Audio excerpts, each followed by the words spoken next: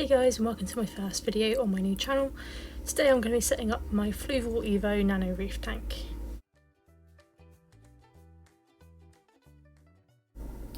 As I mentioned, I'm using the Fluval Evo aquarium, which is a 13.5 gallon all-in-one tank.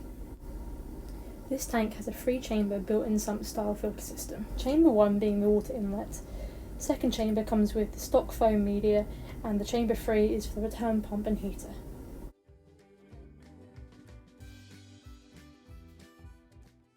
The tank comes with 2 standard water outlets for the return pump. I'm going to be swapping these out with 2 random flow generators from D-Flow. This is going to help with the water circulation in my tank. As you can see, the outlets on the D-Flow random flow generators are much larger. It also has ridges on the inside, which is going to help make the water movement more natural and stop corals from being blasted by hard streams of water. I've added the return pump to the third chamber and screwed in the lock line for the water return, making sure the return pump is firmly on the bottom of the tank and not touching any of the sides. This is going to help reduce any vibration causing any unnecessary noise. I've added 4 kilograms of Real Reef Eco Rock, which I've glued together with reef safe glue to make sure it's stable and won't fall over if knocked. For some biofiltration, I'm going to be adding some Marine Pure gems in the second chamber. This has a large surface area, so it's going to be good for live bacteria to cling onto. I plan on making the second chamber into a small refugium, so later on I'm going to be adding some Cheeto algae and a small light to help it grow. For my substrate, I'm using 4 kilograms of Tropic Marine dry sand. This should be enough sand for about a 1 to 1.5 inch sand bed. I've used the full bag of sand here, and now I just need to even it out. I'll speed this part up, but all I'm doing is moving the sand so I'm happy with the thickness across the entire tank. Making sure I pack the sand tightly around the rock to keep it in place. I don't want any of my future livestock to be able to move the rock. If it falls, it could damage the glass or my corals.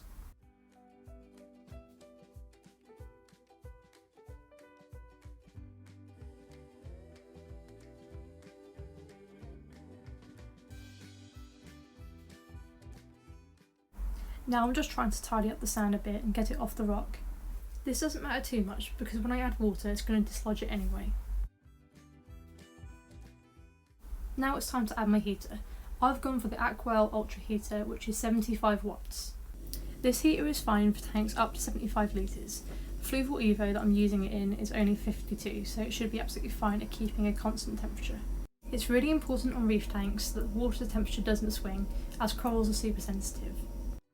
I keep my tanks at 78 degrees Fahrenheit, which is 25 degrees Celsius. I'm adding my heater to the third chamber next to the return pump. I'm now adding my chamber 1 filter insert, again made by D-Flow. This is going to help the water movement through the filter media. It's also going to make it much easier to replace or change around my filter media too. It has 3 levels, allowing me to use lots of different filter media when needed. It also has cutouts designed to make sure the water is pushed through properly, so therefore the water is filtered better. As I plan for this tank to be a mixed reef, I need a bit of extra water movement. For this I've gone for the Jabo SW2 Wave Maker.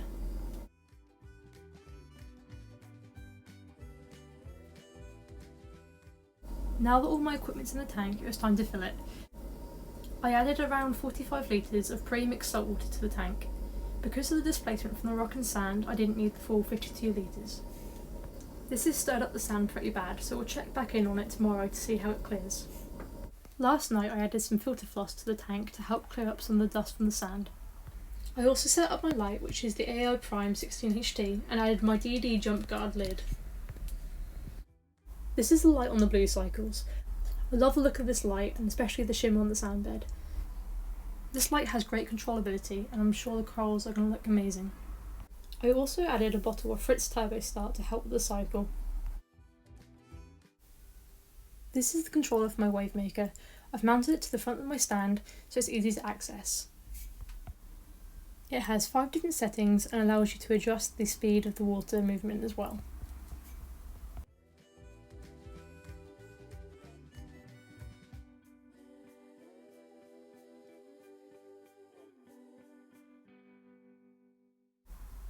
Here's it in action on a few different settings. It has a pulse mode for more turbulent water flow, as well as more of a directional setting too.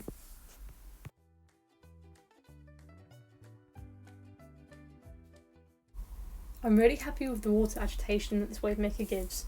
Paired with the D-flow random flow generators, I'm going to have more than enough surface agitation, plus plenty of flow for corals.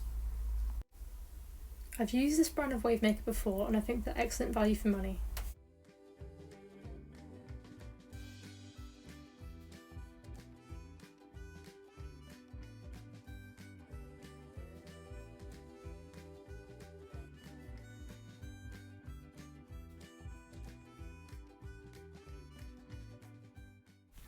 I've added an extra bag of biofiltration into the first chamber, as well as the one that came with the tank as stock.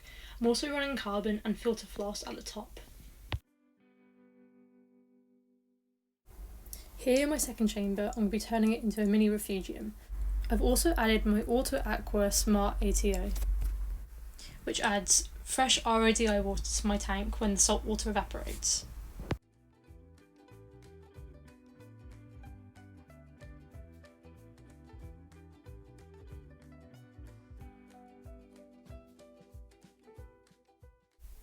The one thing that's annoying me about this setup is my stand for my light. It's really wobbly, even though I've tightened it as far as it will go. I've had to try and pack it with foam, but unfortunately it's still moving to the side. Luckily it's not moving over to the front, but it's still really annoying.